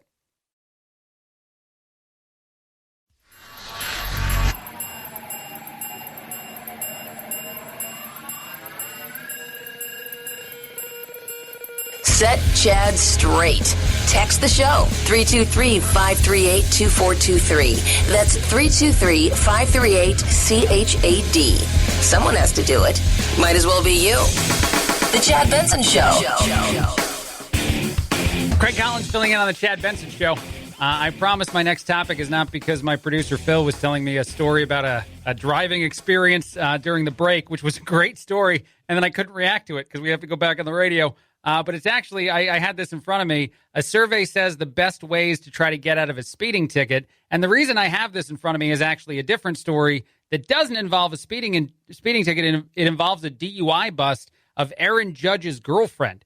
Aaron Judge's girlfriend's name is Samantha. She was recently pulled over and got in a lot of trouble and got arrested for a DUI. While that was happening, she tried to say, "Do you know who my boyfriend is?" as is available on the video of this encounter, which has now, of course, been reported on. She said, "I know I'm not a bad person. You don't understand. You don't know who my boyfriend is. This is going to be bad." So, like, me being arrested for, like, what? Having 2 glasses of wine is not okay? Question mark. Oh, that's not good.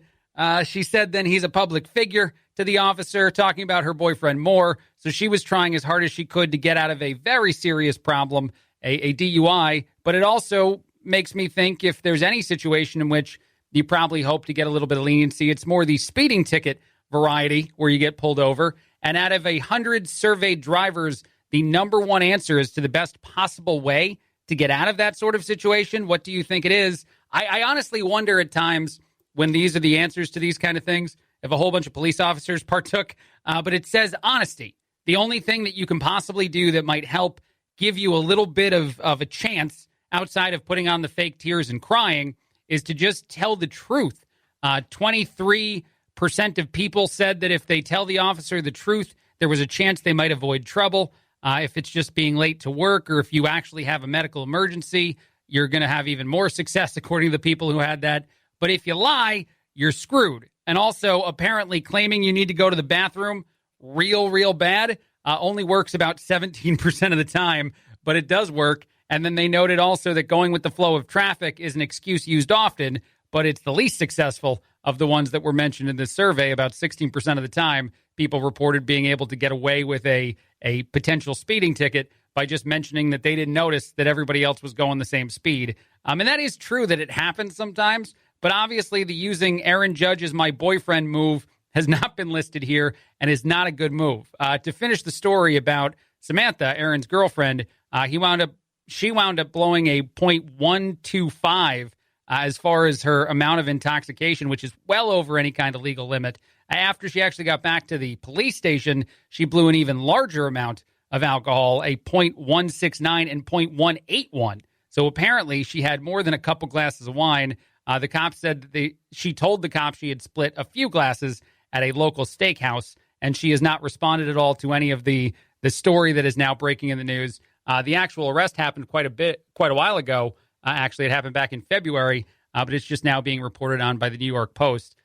I don't even know how you handle that if you're Aaron, by the way. He did nothing in this. He might get some amount of blowback, a famous baseball player, and his only response will be, I don't know why she said the thing she said. Like, I didn't tell her that I was the magic name you say to get out of a ticket of any kind, or in this case, out of something much more serious. You just got to go to the carinsurance.com website to find out information on some of that stuff. But if it's a minor offense, you had a good chance. A major offense, zero chance. And certainly she's in Arizona. I don't know what she expected to happen. I don't know in what world she thought that was going to go okay. And it's a shame that it happens the way it does and that Aaron's name is in it. But she did rightly say in the video, too, that this is going to be bad. And it was. And maybe you should have kept all that to yourself and just let it not be this bad by not having the video out there. Do you think if the video wasn't out there, if she didn't say anything, if she just accepted what was happening and it all happened, that it would even get reported on? Do you think that we'd still hear about it? We probably still would if a famous athlete's girlfriend winds up in a DUI bust. But certainly the fact that it's so much more than that did not do her any favors at all. One other quick story that I find entertaining, and this because of the ingenuity behind it. A woman really wanted to give her mom a hug, but is worried about their safety with coronavirus and social distancing being a thing. But she really, really wanted to do it. So the way in which she decided to, and she shared footage of this a few days ago on her Twitter page, she bought a hippo suit, a giant inflatable hippo costume, which she made sure, I guess, was completely sealed. And then she went to the nursing home that her mom lives in, had the mom come outside, and gave the mom a hug wearing a giant hippo costume, which obviously went viral. Several of the other women that were in the facility gushed about the decision-making, saying that they thought it was just adorable and cute to see, saying this is pretty great, and also something we should look at in 10 years or so to relive for a lot of the people that think that it's such a lovely moment. I mean, honestly, when you need a hug, you need a hug. I don't know if a hippo suit's the right move, but I get it. I totally get it. Craig Collins filling in on The Chad Benson Show.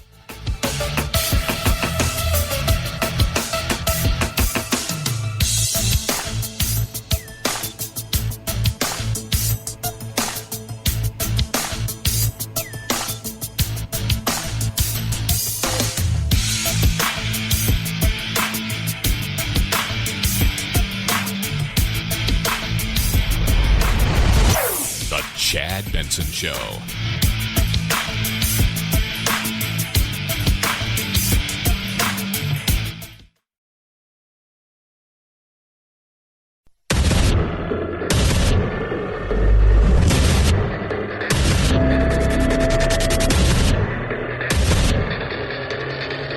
Independent thoughts, independent life. This is Chad Benson. This is the Chad Benson Show. I am Craig Collins filling in for the day. Chad is back after an extended holiday, of course, so he'll be back on Tuesday.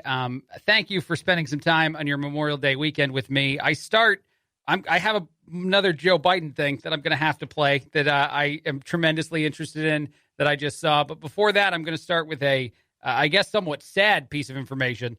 Less than half of all Americans know the real meaning behind the holiday that's happening on Monday, Memorial Day. Only 43% of 2,000 surveyed Americans said they were aware the holiday honors military members who had died while in service, as part of the armed forces, according to a recent research revealed just yesterday. The poll conducted on behalf of University of Phoenix, which I didn't know did that kind of stuff. This makes me feel a little worse about reporting it here. I found that 28% of respondents confused Memorial Day with Veterans Day, a holiday honoring all military veterans for their service. It's a common mistake. 36% of people admitted to not knowing the difference between the 2 days. We probably need to do a better job of understanding that stuff, and I'm not sure that for that or anything, you turn to Joe Biden for him to describe how things are to help them make sense. I feel like I'm having a Joe Biden moment myself right now as I'm stumbling through even saying this, but it's because I just can't believe what I just heard a second ago, and I'm going to play it for you. This is Joe Biden on The Breakfast Club while speaking to Charlemagne the God, a show that I did not assume that Joe Biden would do, but not assume he wouldn't do. It's just not. It's not what I thought I'd see today, and more importantly, the way it ended. So Charlemagne is thanking Joe Biden for his time, even though Charlemagne said during the interview he wasn't sure who he was for. He said that he wasn't sure if Biden was the right pick. I guess that might have upset Biden just a tad. Because at the end of the interview, which is otherwise a very friendly interview, and certainly this I don't think was meant as any kind of I just can't believe the word choice he uses here.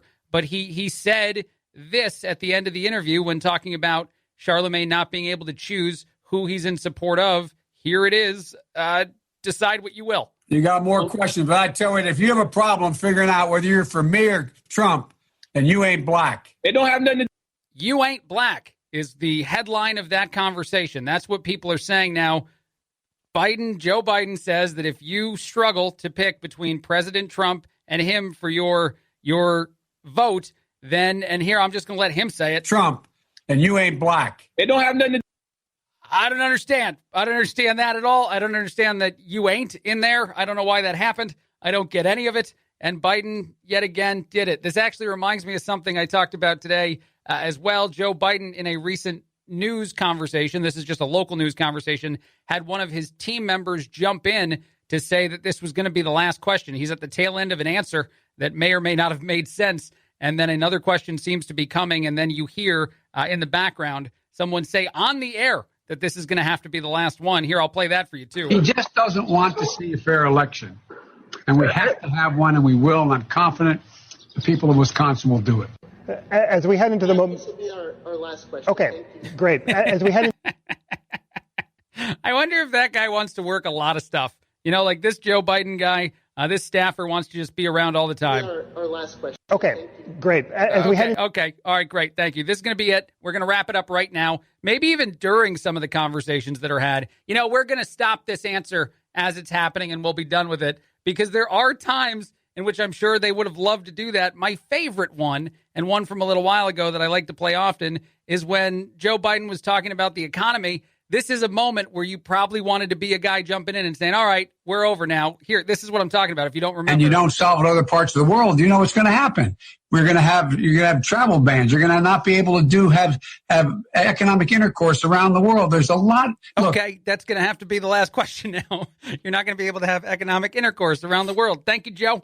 Thank you for that. Charlemagne the God talking this morning, that is not audio from that, said that if you can't choose between him and President Trump, well, then according to Joe Biden, Me or Trump, and you ain't black. I guess that's his approach. All right, let's move on. Burger King has debuted a new socially distant Whopper with extra onions. They say that this can help you stay away from other individuals. A commercial promoting the so-called socially distant Whopper will hit YouTube, or already hit YouTube. It should be on the air as well. A man who evidently ate a whole bunch of onions appears and says hello, and people are repulsed by the stench of his breath, shooting him dirty looks and staying away from him. The triple onion Whopper, as it's being described, will help others stay away from you, according to the clip. This is actually in an Italian spot that I guess is going to air.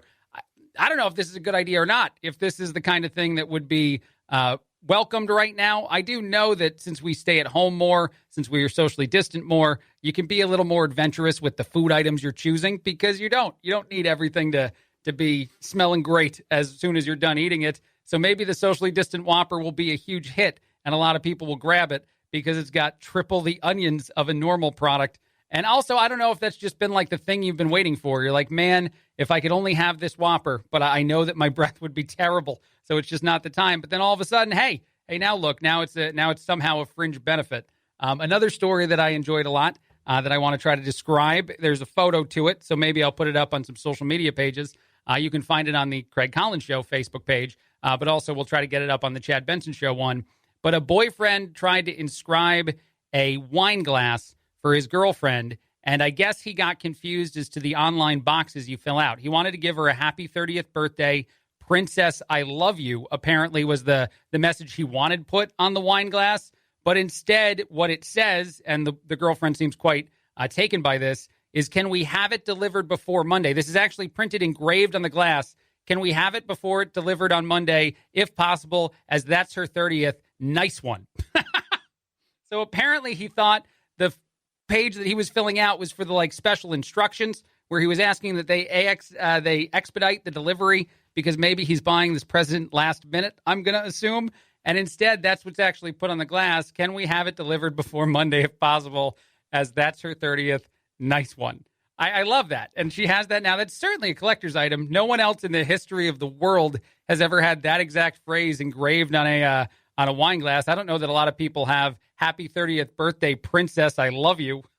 But yeah, there you go. Haley is the name of the girlfriend. She said she's quite happy with the wine glass that she got. And honestly, it couldn't have been any better than that. And for the boyfriend, I don't know that he's commented much, but he just says that he's kind of an idiot. And this can happen. You can get confused as to what you're filling out. So I don't think that it's totally his fault.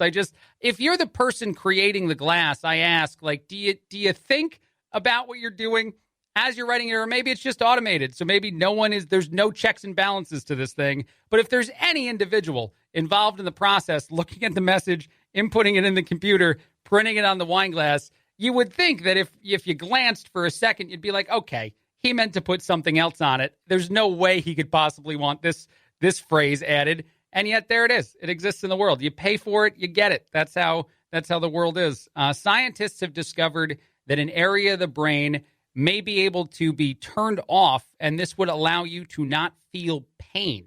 This is at a Duke University. Certainly, it's something that I don't think we'd ever do for, just for good. Obviously, there's a lot of reasons why pain's valuable, as you've seen several times. And yet, I'm sure if there were some sort of way to, like a light switch, flip it on and off every so often, there'd be a lot of times where it'd be tremendously valuable to go the other road. I can think of after, like, getting back into working out after a long time of not doing that. If maybe the next morning for just an hour or two, you could switch this off in your brain, that might be better than the other alternative. Maybe after a night of drinking, you don't want to feel any pain, although I don't know if the headache is involved in there. But apparently an area of your brain that's been studied for a while is now been really hyper-focused to find out exactly where its sensations of pain are coming from and what exactly could be used to stop that. Costs regarding pain have hit a record as far as medical care is concerned. $560 billion each year is spent on the treatment of pain. So maybe there is also a good way, like a responsible way to utilize this technology, and not just the irresponsible one of a Craig Collins who'd like to stop feeling the day after hangover or the day after workout. But it's an interesting study and a lot more information to come. They used mice as the main animal that they used to study before transitioning to humans, which is actually something you're hearing a lot now as far as the vaccine testing is going. Apparently, the immune system or the different systems in place for mice are fairly similar to the things we have here. So they make for a very good animal to test things on. And apparently, there's a lot of really good news. That's the other thing I should probably mention more, if you haven't heard it before, is that the vaccine information is getting better and better almost by the day. Even Dr. Anthony Fauci has said he's cautiously optimistic about the findings recently. And I know that the president has said that vaccine, if and when it's finished, should be available on the market by the end of this year or early next year. And that seems to be the absolute, hammer to all of this that would get us through this situation and to get us hopefully out to the other side. And there's been a lot of encouraging information in the last few days. No better time than a holiday weekend to hear things like that the treatment, the potential for a vaccine as a potential cure is getting closer and closer every single day. I understand that not everyone would want to have and take that. But at the same time, I think I saw a survey where something like 80% of Americans would be down with it immediately if it meant getting back to our day-to-day lives and feeling safe in that process. So it's good news for sure in that regard. This is Craig Collins filling in on the Chad Benson Show. A lot more coming up.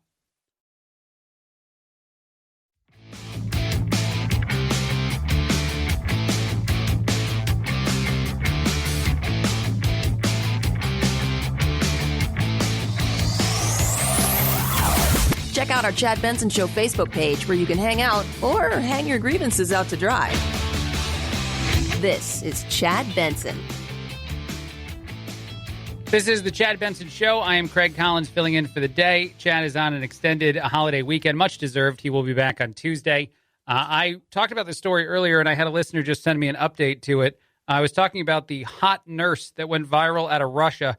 The reason she's being called that is because first, her name's Nadia. She's 23, and okay, fine. She's physically attractive for sure. She actually also showed up to work one day with a lot of the compliance material, the protective equipment on her, and not a lot else. She was wearing essentially underwear under her see-through plastic coverings, and a lot of people had comments about it. A lot of people were upset about it, and she even got disciplined. She got suspended, etc., from the hospital. That's not the end of the story, though, and this is what amuses me about some of my listeners. Russian doctors and politicians apparently are coming to her defense in mass. Apparently, a lot of people are out there saying no disciplinary method should have been imposed on this nurse. That is one of the members of the political party that exists in Russia. I in no case should that girl be punished. I am sharply against this, is what another politician said.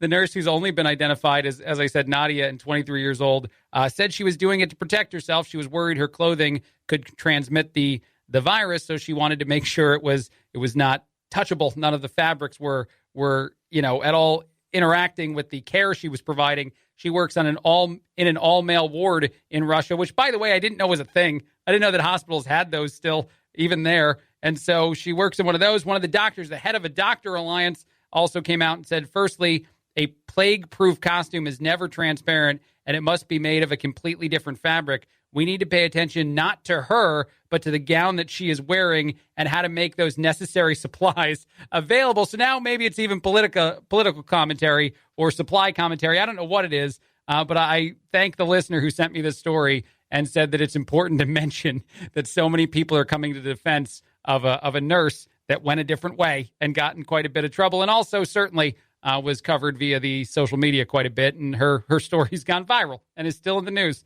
and I'm still talking about it.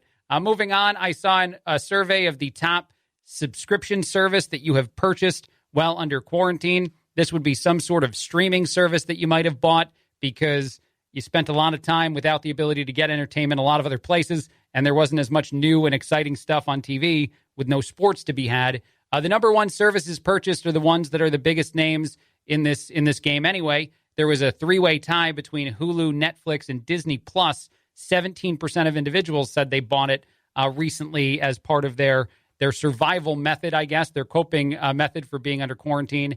15% of people set up a Amazon delivery service so that they could have more things delivered to their house easily.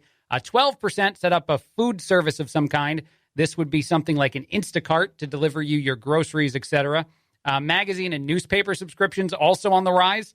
8% of people bought those. And even virtual exercise programs checked in at 8% as well. 35% of people with kids at home have added at least 2 streaming services, not just one in the last few months, because you know that the best way to get work done, if you're also watching kids, is to turn something on and get their attention elsewhere. It's something that happened to me often as a kid. If you ever stayed anywhere, and even honestly, it happens to all my nieces and nephews, when my mother, their grandmother watches them, there's usually some amount of candy, some amount of television, and a whole lot of spending time, in earshot, but maybe not necessarily dealing with everything that is, playing with kids for several hours. One other thing I saw here that I thought was pretty entertaining, a Missouri-based grocery store decided to repurpose its salad bar. 1, because it wasn't terribly popular, and 2, it might not have been the easiest thing to clean and maintain. What did they do with it? Well, via the photos on social media, they stocked it with booze, cereal, and candy instead. It's actually kind of awesome to see. It kind of looks like a tiki bar, according to some of the people that commented on social media, but they filled the tubs with ice that you'd usually put those salad things in, and then in different things, they just have to-go cereal, a whole bunch of liquor and beer, and then maybe even some energy bars and a whole bunch of candy, because we understand what the essentials are now. We understand what people are really looking for when they roll into a grocery store. It's not to get a salad and to go. It is to get something very, very different. And honestly, it makes me feel a little bit happy when I just looking at the photo and thinking that maybe we should go this road more often. To have the beer bar right next to the salad bar at the grocery store, that doesn't seem like a bad move. One last thing, and I know a lot of people will fall into this category. If you're growing out a beard, you're growing out your hair for all kinds of reasons, most likely because, 1, there's nobody that can cut it for you, and your beard, probably you're just being lazy and or working. A new study found the big reason why, and science is saying that they're sure about this, that beards evolved on men's faces is to protect us against blows to the head. No word on if it was because we were doing stupid things and the missus was getting mad at us, but the peak force was subtracted by 16%, and energy was absorbed by as much as 39% if you have a big, thick beard across your face and or around your head. So apparently, if we talk a little bit about how, some of the stuff here hasn't been great, I guess if you're growing the hair out extra, a lot more than you usually do, an extra set of facial hair there, then apparently you're protected from blunt force trauma to a certain degree, which is really great news. Everyone have a safe and happy Memorial Day. Do everything you can to celebrate the holiday as best you can. It is an important day for us as Americans to celebrate. I am happy with all the places who are going to do things like allow parades, etc., because I think those parades are important. I think doing everything we can to honor the individuals who fight for our country and lose their lives is tremendously important. If you're one of the over 50% of people that don't know what Memorial Day is a celebration of or why the holiday exists, I'd recommend you just simply search that, look up that information. But for everyone else on the other side of things, just do everything you can to enjoy and celebrate the day as best you can. Craig Collins filling in on Chad Benson. He's back Tuesday. Have a great weekend.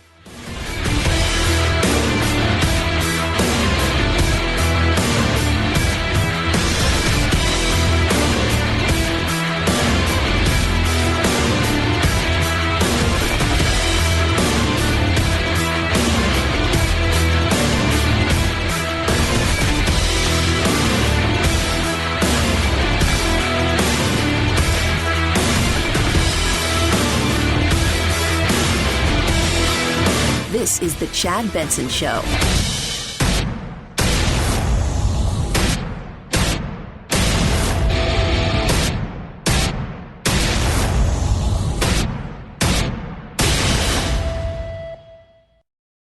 Hi, I'm Jay Farner, CEO of Quicken Loans and Rocket Mortgage. During these challenging times, our commitment to providing you with the best mortgage experience remains. We understand that hardships may arise, and we're prepared to help. Mortgage rates remain near historic lows. If you think that now is the right time to refinance your mortgage, our home loan experts are available to help 24 hours a day, 7 days a week at rocketmortgage.com. Call for cost information and conditions. Equal lender. Licensed in all 50 states. NMLSConsumerAccess.org, number 3030. Kia doesn't have to be the oldest SUV maker around, because what they lack in the cautious restraint of age, they make up for with the gravel-pounding ambition of youth. Telluride, Sportage, and Sorento SX, part of the tough and ready lineup of SUVs from Kia, with fully active all-wheel drive, torque vectoring corner control, and forward collision warning. Kia, give it everything. No system, no matter how advanced, can compensate for all driver error and or driving conditions. Forward collision warning is not a substitute for safe driving and may not detect all objects surrounding the vehicle. Always drive safely and use caution.